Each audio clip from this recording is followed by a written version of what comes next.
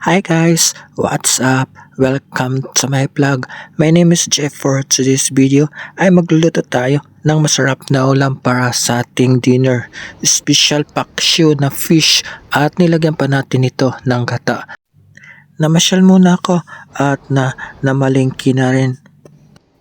In a cooking pot meron tayong 5 pirasong cloves, 1 pirasong seeds of cardamom at konting star anise, maraming sibuyas, maraming loya, konting bawang, konting green chili at maraming kamatis. Meron pa tayong basil leaf, 1 pirasong bay leaf. I-mix natin ng maigi ang ating mga sangkap. I-add na rin natin ang ating tilapia.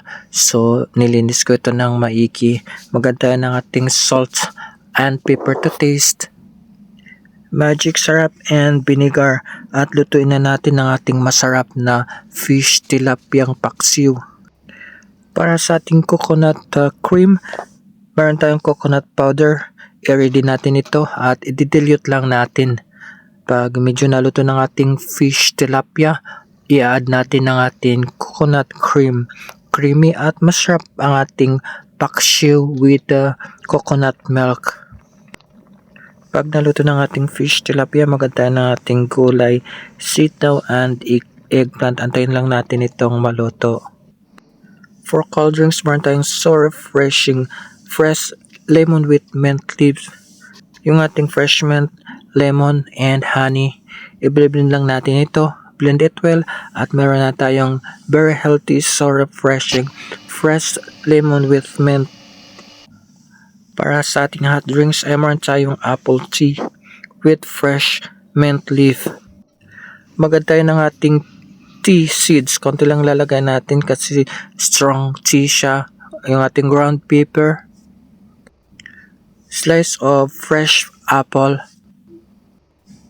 Water at magpapakulo lang tayo. At meron na tayong masarap and very healthy apple tea with fresh mint leaf.